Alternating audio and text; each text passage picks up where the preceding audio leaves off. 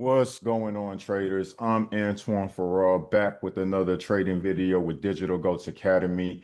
Welcome to our weekly review segment. So let's just go ahead and get into what transpired this past week. So hope everybody's been having a great July. I feel like July has been, even though it's been a little choppy, at the same time, I wouldn't say one of our more successful trading months, but there was a lot of opportunities to win within the market since the beginning of this month. So we're just carrying on from pretty much the past couple of months that we've been analyzing one indices, but also cryptocurrency. And what we're going to do today is I'm going to talk about two other pairs that we haven't been discussing in a while, but let's just look at S&P right now real quick while I got it up. So, as y'all know, I got to start on a daily time frame. Now, the one thing about S&P that I like that it did, S&P 500, is that it broke out of the structure. So again, if you're confused on how to identify structure because the candlesticks just seem too confusing, break it down to a line chart or change it to a line chart over here, right? So I see there's a line chart. I know that this is structure because I can go in the past. I can like minimize the market and I can see how the market forms. So I can kind of get an idea of how structure is supposed to be formed based off of previous information. And I'm not saying that this information is going to be relevant to how this market pushed up, but what I'm saying is that you can see the close of structure. When you see the line form, that's a close of structure. So it kind of removes all that confusion that you have when it pertains to candlesticks, right? But I mean, I can clearly identify that. So just looking at my cursor, we can see that if we look from where the market is currently at, right, and come down to the previous high and then look to the left of where the highs are, over here, we can see that the market did in fact break up out of that zone. I could draw a line. I'm not going to keep it there because I already have markups. But we can see that the market did in fact break out of that structure. Now, what we're taught as, retail traders is that once the market breaks out of a high, what it should do is return back to that and then push up. That very well may be, but these are indices. So wherever it creates support or wherever it pulls back, that's its pullback. So we can't necessarily say that it'll push for S&P specifically. And I think this is how S&P will operate from further on, right? Let's keep it as a line chart. I like that. Well, let's use that. Let's use this data, right? So S&P, in theory, what it's supposed to do, if I'm using my brush, supposed to push down either to this high and push up, or possibly push down to the gap and then push up. But these are indices. I don't think either of those are going to happen. And if it does happen, it just makes all the sense in the world. Because again, we still have to wait for the market to present the data for us. But at the same time, I mean, if you've been following my channel, you know that I'm a little bit more aggressive as a trader. You know what I'm saying? I'll look at the opportunity like to not miss the move, but then go heavy-handed if the market starts pushing down. Now, I don't recommend doing that with indices. Well, stuff like US 30, you can probably, while S&P is so price low to buy in at $31, you can probably manage that. But when you get into like the more stronger pairs such as NASDAQ and US 30, you're definitely not going to be able to do that because it could wipe your account out. You know what I'm saying? So what I do is that I look for an opportunity like, okay, I see that the market, and not to segue off of this, right? But I see the market where it's currently at. I say, okay, I know that by market structure, it has to pull back.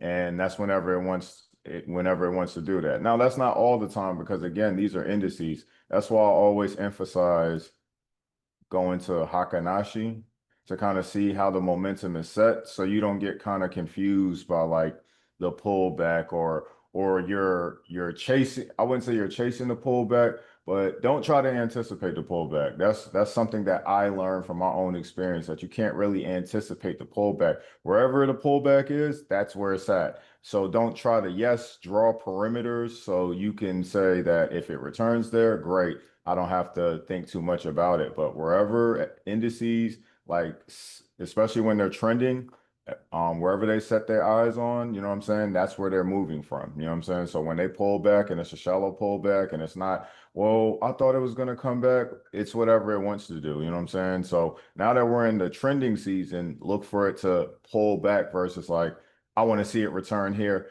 Draw it to know that it possibly could return there. So that way, if you are in the wrong side of the market, you can go ahead and close out a smaller loss than taking like a giant loss. But at the same time, wherever the market sets up a pullback, that's normally going to be the continuation, especially on the buy side now that we are buying up, right? So if I'm just looking at S&P, and I like that it did this shallow pullback right here, but we closed on Friday. So this is a doji, and what the market will probably do is produce another candle in order to test this and then push up. So we could probably have, what is it, our favorite, our favorite time in the market, consolidation pop up right here. Where is my color? Oh, up here. Yeah, so the market started consolidating like right here before it, like that would make sense to me. But I expect the market to try to test this doji candle that you see next to that I have the consolidation boxed up in. This is consolidation, but I have it boxed up on a daily time frame. So what I expect is that the market probably should produce either one or two more of these candles before deciding, or just push down to try to test this candle and then bring the market back up. But this definitely looks like a buy move to me. So as soon as the market opens for me today, I'm actually looking for opportunities to jump in because I do think these are the moves that's going to push the market even higher. But if you look at, if you look at where we came from just this past week, let's go ahead and kind of do that real quick. Because the market was moving up and down. So we had a move. What was this? Where's Sunday at? Sunday, gap down, right? Then Monday brought the market all the way up. Monday into Tuesday. Monday into Tuesday, might as well say, because it was like three rejections, so you might as well say 8 a.m. Monday into, or probably opening bell. Yeah, you might as well say opening bell. So Monday into Tuesday and opening bell brought the market not only back to this buy zone, but deeper than what we expected. So all the way back down to the support structure. So again, I don't lose. I mean, I don't erase this information because it's relevant. Now, let's look what happened after it had that buy. So this buy zone for S&P was pretty clean. Now, let me say, well, let's look at if price, because I know you'll see this wick, right? So, oh yeah. Yeah, that would have been a stop out. And I'm saying that based off of how I manage the market. I mean, not really. I could have handled, because that would have only been like, if if I didn't have a stop loss set, that would have been $30 lost. That wouldn't have had me, like, that's basically equivalent to what I bought in S&P. So I can kind of handle that. I wouldn't have wanted to see it any lower. But the reality is that most people wouldn't have probably still been in this buy zone. They probably would have did something else, because look what the market did. What was this? Wednesday. So Wednesday going into, yeah, Wednesday going into London, right? London pre-New York. Market pushed up after creating support. And then opening bell, it brought this, well, really not opening bell, but 11. 11 a.m. candle. And we've been seeing that happen pretty often where the 11 a.m., 12 p.m. candle will retest this entire market. And it's meant to do that because guess what? I think that there was a lot of people who saw these buy zones and stuff, right? And I think there was a lot of us as retail traders that was actually tracking the market correctly. That's not something, this is like a manipulation move or whatnot designed. There was probably so many people buying and on the correct side of the market just can't let that happen like that. You know what I'm saying? So what it did was wipe people out in order to boost itself because there was probably too many people winning on this side. I mean, we were on this side. Hell, you know what I'm saying? We've been buying pretty much since this area right here, but every time it pushed up, like we took profit and then as a market. So what I told my group is that, man, nobody would have been able to anticipate a move like this. You know what I'm saying? All the way back down, even for S&P, I think with US 30, it was way more violent. US 30 was that's a 500 pip move. You know what I'm saying? Like in under an hour, 500 pip move. Who can predict that? Nobody could have predicted that. You know what I'm saying? So if you were able to, and that's why I emphasize going into the week taking money because had you just been holding a trade, you probably got wiped out. Now, if you built your equity, either it got close to like hurting you or it just looked ugly because of how the pullback was. You know what I'm saying? But you were still able to maintain your trade correctly and stuff. So understand the institutions are gonna manipulate the market somehow when it's like people are just winning too much. You know what I'm saying? They have to take our money to make money. Understand that. So if you think that this game is designed for you to come up in here and make so much money, like no, it's literally designed to take your money. You know what I'm saying? So knowing that. That's why we, one, secure profit, but pay attention to these moves that the market could possibly bring out. Because, like I said, I definitely would have not, I wouldn't have saw that. I would have at least expected it maybe back down here, but all the way down here, like that was insane, yo. That was insane. Also, if you're tuning into this channel, make sure you hit that like button, comment, and subscribe. You know what I'm saying? Digital Goatz has definitely been coming a long way. So I appreciate everybody who's been returning and our new subscribers as well and our new Patreon. So thank you guys a lot for real. So overall, we still pushed up. And, you know, after this move was made, I was still confident that we were buying up.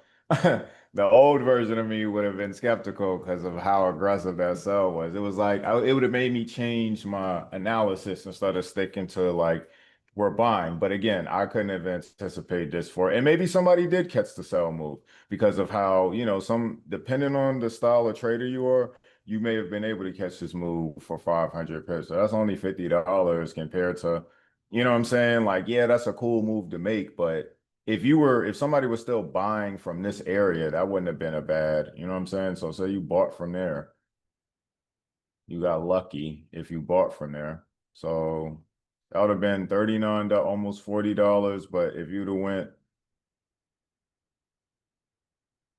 wait, did I do that right?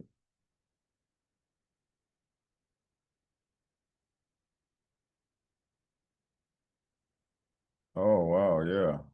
So from this position, it would only been which I normally do this with S&P. It would have been a $15 loss. So I normally do like 25, 250 to max is 300 pips, but I try not to do that. So it's really 150 pips to 250 is what I allow myself for like a stop or a mental stop loss. So the fact that the market only dove from this area, the fact that it only drove like that's still within my limits, like as I analyze S&P. So I would have definitely still been comfortable seeing this as a because it didn't go beyond my threshold. Even 300, like 500 is like my threshold, but this was a move that again you couldn't have anticipated. So I would have had to see how it played out versus like, oh man, I think it's selling and then it's going, you know what I'm saying? Like, because that looked like a selling move. So anyway, as the market continued pushing up, right, broke up out of this area. This was around Sydney and Tokyo session. It was building a consolidation right here. So it was accumulating those orders and it shot up and then it retested that previous morning and then shot the market up even more, where we finally broke these highs. We broke these highs, and what are we doing right now? Currently, to me, we're retesting these previous highs. So if I just drew this line up here that we can see that we have two forms of structure that the market at least is touching. I mean, three forms if you look at it, but if you just start from the highest, you know what I'm saying, the highest zone, well, let's start from the lowest. That just makes sense. Because just cutting through it, it still establishes like resistance. So even we're just using this line temporarily right now, but this is our resistance, right?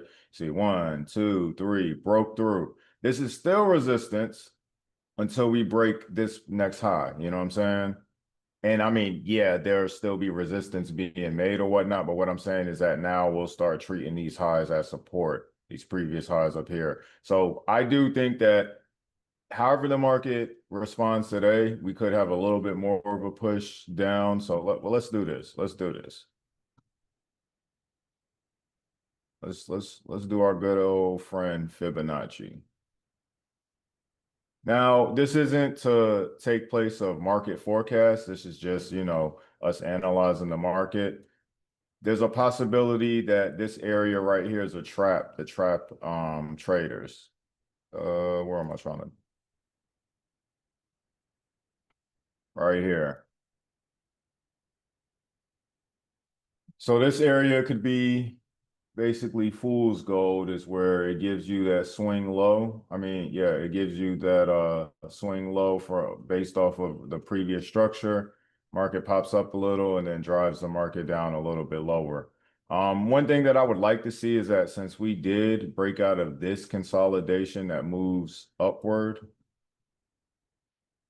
again, if you've been on my channel, I talk about there are different forms of consolidation. I would actually like it to see the market test either back into this high at the high of this zone or test back into this area. Not touching the gap. I don't think we need to have it touch the gap, but I would like to see it. I mean, just to keep it in retrospectives, like in retrospect, 50%, right? So that's what we would like to see is 50%. Now, again, the high would be 382 in this entire move. So if we saw that, that would make me feel a little bit because I don't think we're coming like because at that point we're basically doing these numbers and we still haven't broken out of this range. But I think this is the breakout the range.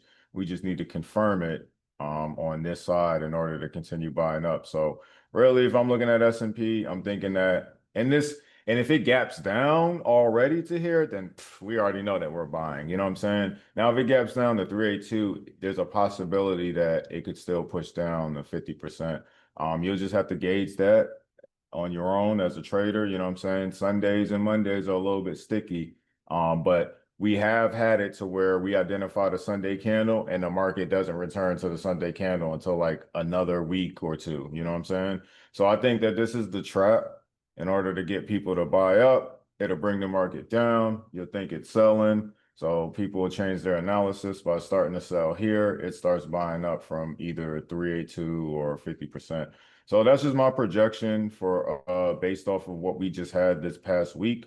Because again, we have to back test, analyze what the market is showing us, which it did break structure. It's at previous highs, but we want a confirmation of price one be into a more suitable area that we would like, which is like 382. You know what I'm saying? Like instead of being at 50, I mean, instead of being at the 238, which doesn't, we only use this for like a reference point versus like an actual entry. Our entries would be around 382, 50%. You know what I'm saying? So, if anything, it may push into the 50%. I mean, in the 382, I don't think it's just going to be straight off the line, but if you're just looking at a zone, right?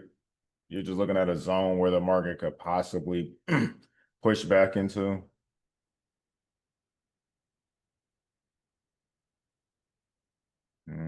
Whereas,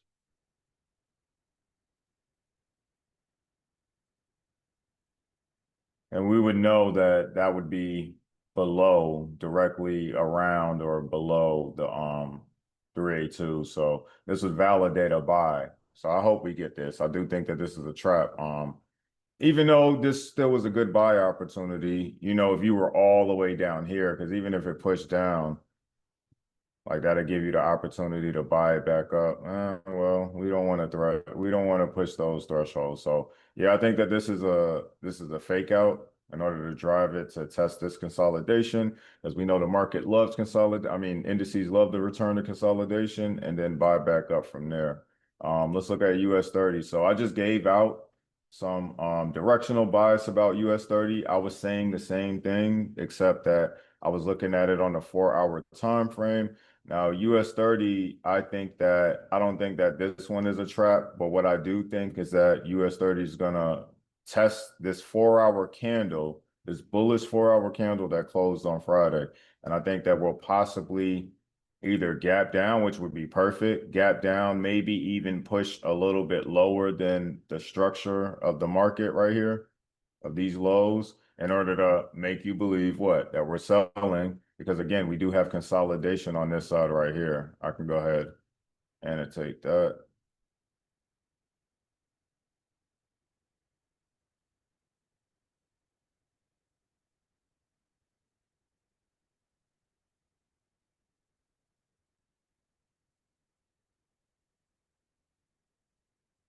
So again, consolidation is marked by orange or a tan.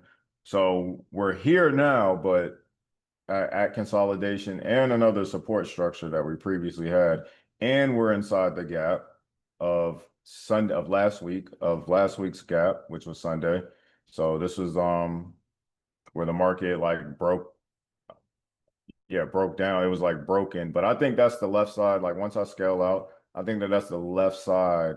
I mean, the left shoulder of an inverted head and shoulder pattern. But when I scale out, y'all be able to see. So I think that we'll test this candle and whatever move we have to test this candle, unless it starts consolidating in this area, which I could see that.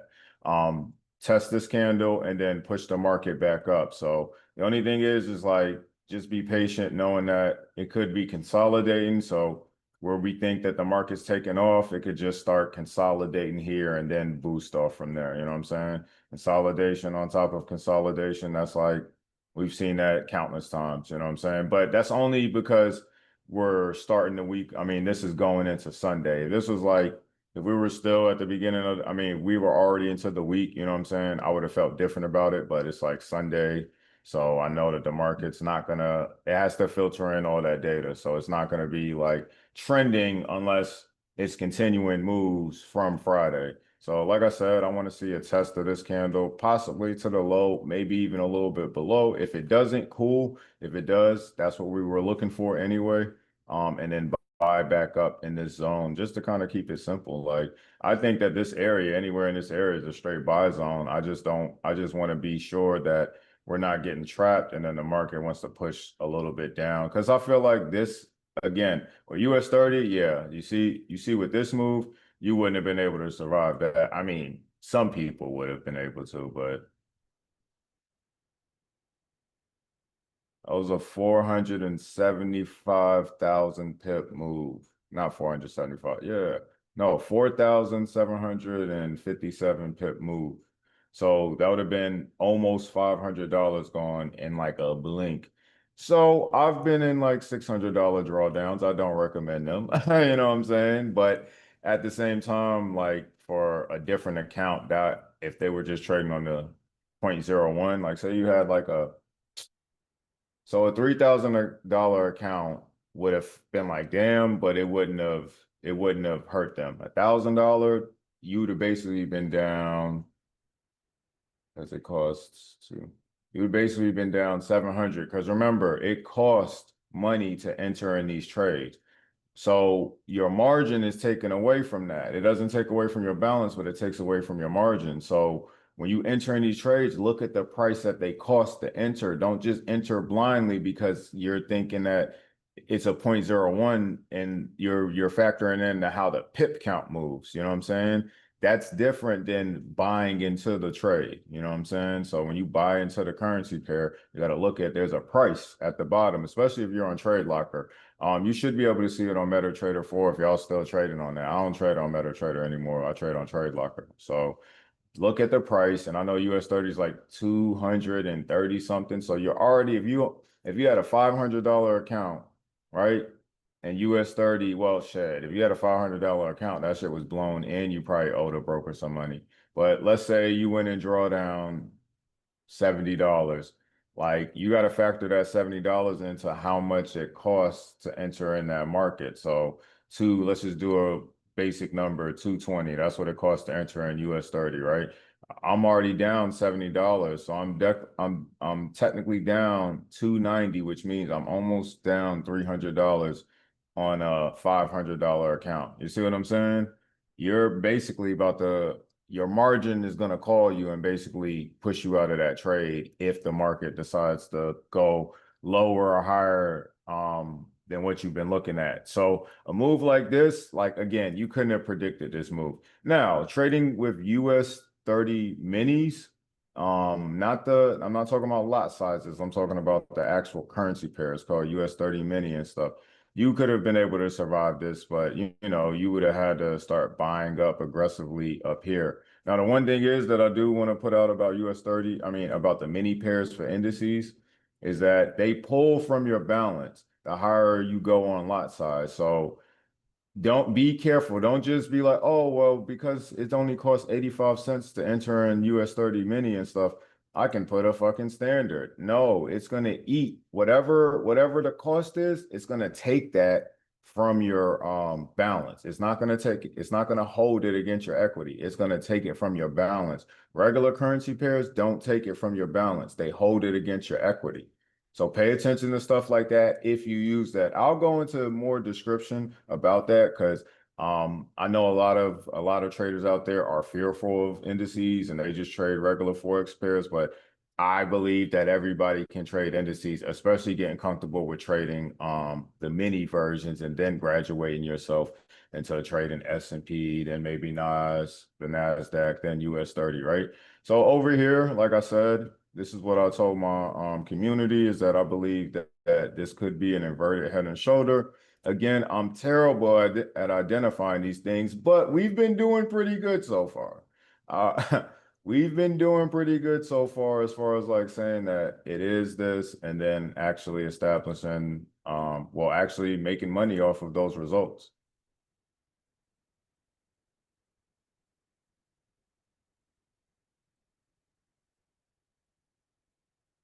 So that's why I said, well, the right shoulder may not like extend like how this left shoulder is, you know what I'm saying? So if I just put that in the middle of both of these lows, I would constitute that as the left shoulder if the market started playing out exactly like we wanted it to. Again, it's how it plays out. So even if we're wrong, we still get put in position to win because if it violates what we know should be an inverted head and shoulder, which means that it breaks this area, that's not saying that it's violating the buy pattern, but it's not an inverted head and shoulder, and it's probably getting towards structure. And the only reason why I'm keen on identifying these is because what has been happening is that inverted head and shoulders have been continuation patterns for us. So it's been allowing the market to continue, especially in relations to indices. I'm not trying to create a inverted head and shoulder so to confirm my bias, you know what I'm saying, if that makes sense. What I'm trying to do is like, well, I mean, I guess that is the case, but I'm not trying to every time I jump on the charts, oh man, I think I see a head and shoulder. You know what I'm saying? Like I'm not trying to do that. If the information presents and again, we spot it ahead of time. That's what we're trying to take advantage of. So if the data presents like the imagery where I can start to be like, that looks like, such and such. Not that I'm trying to create it because that's what I want to see, but what the data is showing me. And again, this is what the data is showing us, but if it violates it, then obviously we know it's not an inverted head and shoulder, and it probably wants to establish some form of support down here. But since we have this dip, I mean, I can look at this a couple ways. I can look at it as consolidation that the market faked out and now we're about to buy back up, or I can look at it as inverted head and shoulder. You know what I'm saying? So remember the consolidation pattern, like if you get the head and shoulder idea out of your head, remember the consolidation, which like I said, this is arranging, but I'm talking about this move right here. Like from this point where my cursor's at to here, we started consolidating. And this was our fake out. Because again, we can go back to different forms of consolidation where we see that the market did fake out and then drive the market like all the way up. You know what I'm saying? I just hope we're not getting left off today. Now, if it does gap up, I think that at that point we're probably not testing the gap. You just gotta see how Sunday plays out. But I think that we'll push the market to break the highs. The only thing that hasn't broken a high yet is US 30 out of the big three. You know what I'm saying? So it should follow suit with S&P and the Nasdaq, meaning that there's an opportunity for all indices to keep climbing and making a new high this entire year, up until like, the market, up until we get to the end of the year, and then the market decide if it wants to pull back, or like we said, September is coming up. That may be, if we're here, that may be where we get that rate cut. Maybe, you know what I'm saying? I might not even trade that day just to see what happens, because if we don't get that rate cut, then to the moon we go. But just know that when the market is done buying up, the sell that's about to happen, it's not about to be vicious, but it's going to come back to like these highs and stuff after being like, so again, I have a projection for US 30 to go to 50,000, all right? So imagine it going to 50,000 and you're like, man, we're clear. And then by December, we're at 49 something and stuff. But guess what? January hits, we go up a little bit more. Then all of a sudden the market starts coming back to these levels. It'll feel like the market is selling, but it's not. It's just pulling back aggressively because of all that money it gave out. And it won't necessarily be losses for companies and stuff. There will be adjustments being made, but it won't necessarily be in losses. It'll just be losses to the gains they made if they're not, um, moving their assets correctly or liquidating their assets properly, right? So, like I said, I think that we're still bullish. And I'm looking at this like two ways, inverted head and shoulder, or like we've always been talking about, this is a ranging pattern, but now I have more clarity that this is now like I can see it as consolidation on a smaller time frame, even though it's on a higher time frame. So even though we've identified the ranging pattern, just understand on a higher time, that's just consolidation on a higher time frame. So when it gives you these moves like look at this consolidation, it dipped, brought the market back up, it dipped, brought the market back up. So once we get a break up here, like I said, 45K is where I'm looking at us to be at first. And then maybe we'll get a slight push back down to this gap up here. And then I'm looking for us to go to the moon from there. And then at that point, this is new territory for us as traders. You know what I'm saying? So now it's what, one of my predecessors said, is called no man's land. So no man's land, you don't have information to the left of you to make sense of what the market is trying to do. That's why cryptocurrency is so goddamn hard. You know what I'm saying? Because there's not a lot of data on the left of it to go off of. So you're going off of like any data that's presented currently. So it's a lot of price action reading instead of back testing. You do enough back testing, but you can't gauge it because it's like we don't have this is new territory. We don't have any previous data to go off of besides like the fundamentals of the market. So that's what I'm looking at for US 30. We're going to keep it like kind of just short with that with US 30 because I do want it to play out, but I don't think that the market is going to be looking to come back to this level. To me, it's trapping people who are anticipating the pullback to start selling because of how aggressive this move was. And they're like, oh, it'll cover this wick. Maybe not. We'll see. Like I said, if it does gap down, that's even better for me. If it doesn't, and it's like a small gap, I think that will push down a little bit, maybe into the consolidation territory, and then buy back up from there. So we'll just have to see when the market opens up at 5. Now, the other two currency pairs that I wanted to look at is US oil and GBP USD real quick. So if you look at oil, I'll just kind of go over this briefly. One, this was a gap that we previously had. This was during the conflict with Israel and Iran. So I think those issues have kind of quelled themselves. So I don't think that we have to worry about the possibility of war, which was good. But during that time, oil took a major drop. I don't know what the necessary reason for that was, for oil dropping, but I did already forecast. I don't want to say predict, but forecast like a couple years ago, 2 years ago, or a year ago, that we would be selling oil by March of 2025. Now that didn't happen. Let me see. Was it? I mean, yeah, it didn't happen exactly because I had it like I had it like the beginning of March, and it was buying up the beginning of March. So I did have it, the expectation of it selling, but I mean, look how it bought back up all the way back to this gap zone that we came from. So I definitely couldn't have predicted that. Now I know in the investing community, people are actually looking for oil to rise. I don't think so. I think that for just the technical purposes of like how the data just looks, I think that we'll get oil all the way back down to like 30, $25 and stuff.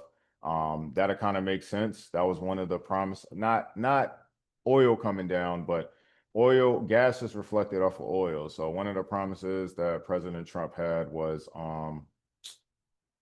freaking he'll if he's elected, he'll get gas either to $2 or under $2. So we're kind of seeing stuff like that happen. I don't know if that's, well, I base it off of I'm on the East Coast, so maybe across America everybody's not seeing gas come down like how they would like, but there is a big difference than when Joe Biden was in. We're not seeing the high threes and stuff. We're seeing like high 280, 270 and stuff. Hell, I think it was at like 250 at one point. So if oil keeps pushing down, which I hope it does, that'll be an ease off of gas, which is bad to, energy investors. But that'll be putting us in position for us to start buying back up or start investing in oil on the stock market side. So I hope it comes to 25. I know that'll look kind of crazy, but first pit stop would be 40, and then the next would be 25, but we'll just have to see how oil responds. But I do think that we're selling off because it did hit the previous gap that we had in the market. And then this is actually the area that I was looking for oil to sell off from. So this is what I'll be talking about, traders. Like, if you expect the market to do something and then it does it, treat it as like that's what it's going to continue to do. You know what I'm saying? So I did expect us to have a shallow pullback. I didn't think that we were going to come all the way back up to the zone. I think that that was a trap to try to lead traders in. But I think based off of just this candle alone, we're going to push the market down. We're going to push the market down pretty hard. So you can see we closed basically at 382. We're under 50%. We closed at 382 because, again, what I've always talked about, you draw a zone, you count that area as a zone. Oh, I'm trying to change the color. So you see, this zone, it's imaginary, but this zone that I have constitutes as 382. So I treat it as the 38%. You know what I'm saying? So the fact that it did do that and it started selling off, now I know we have high momentum in the market. So that means high momentum to the downside. So that means we are, after we break out of this consolidation, we should continue to sell off. You know what I'm saying? Not to mention, you start looking to the left and start seeing all this broken data that the market has presented for us, which I was looking for the market to return back to. So I was looking for the market to return back to this area, which we bought up from when oil really got bullish. It was from $65 a barrel and stuff. So if we break under that, cool. But if we return to like 55 and that's where it wants to create support, then that's cool too. I do think that it going to like 25 or 40 is a lot. Well, 40 is not too far fetched, but 25 may be like 40 is still. But at the same time, who cares? Because we're trading wherever the trend is showing us. You know what I'm saying? So I do think that oil's going down. And then that'll give us an opportunity on the stock market side, once it does come down, to start reinvesting in some of these energy companies, specifically oil. So solar may be doing good right now. Why can I say the word? Yeah, I am saying it. But anyway, last pair that we're going to look at is GBP USD. Now, I did think that the dollar was going to start continue pushing down, Well, what's crazy is that the dollar looks like it's stabilized now, if that makes sense. So I do think that the dollar is I don't think that we're going to get overinflated. Like, and I also don't think that we're going to be in recession territory anymore. I think that the dollar is going to push back up and it's going to fight between that 104 to like 101 area, just keep ranging for like years to be stable and stuff. And then whatever happens after that, we'll figure it out in the next, decade or so. But I think that the dollar finally hit a point where it's like stabilized, you know what I'm saying? Like the DXY. So, with that being said, it'll probably continue to show that it's buying up, which should ease some momentum off of some of these other currency pairs against it.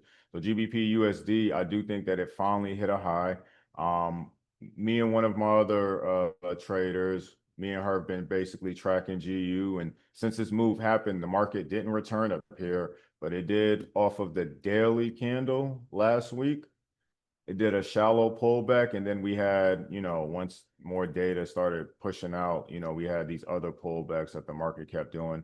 But to me, this is a selling, these are selling moves because all it did was do what? Retest the daily candle. Oh, snap. I didn't mean to do that. Retest this daily candle. So you see, we have 786 and then a 618. And as you can see, even with the wicks, you see how the moves are getting lower and like the highs are getting lower and lower.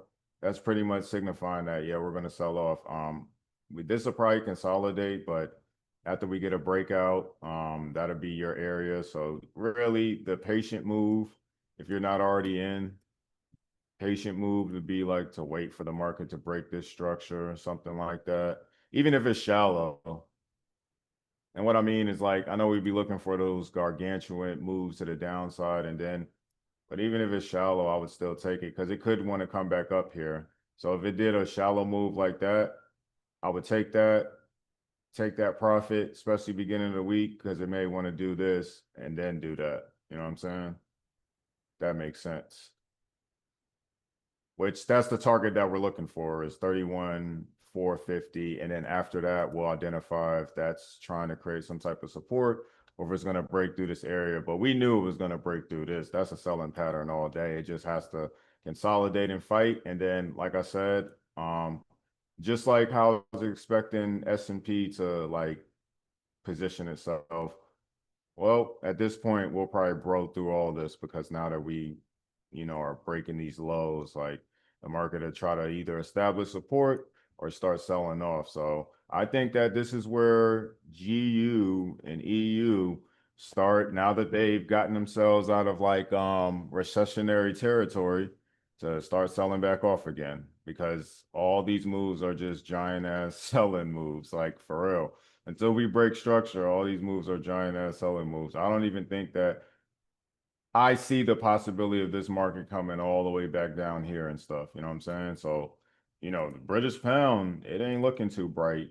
I don't even think the euro, I haven't looked at the euro, but we're focused on the British pound. So you see this entire move is like selling. So um if it is going to buy back up, it'll need to create some form of support first or some previous high that it retests. So I would have to, for me, I would have to see it come either close here or here in order to start establishing if the British pound is going to start buying up, which would do what? If we're coming down here, what would that do to the dollar? And that'll be adding that would be adding positivity to the dollar, so boosting the dollar's revenue, right? So the dollar start going up while GBP is going down. Now, don't use that information so vaguely. Obviously, trade. Don't just, oh, well, the dollar is supposed to, and then the market is moving how it's supposed to move, and then you get your feelings hurt just because you expect it to work that simply. It's not like that anymore. When I first started trading, definitely the market was like that, but it's not as simple as went in 2019. But that's all I got for everybody today for our weekly review. So I'll catch everybody on the next video with Digital Goatz Academy. I'm Antoine Farrar signing out. I hope everybody has a successful trading week, and they should have a successful trading week because we've been killing the market. So I'll get with everybody on the next video. So peace out, everyone.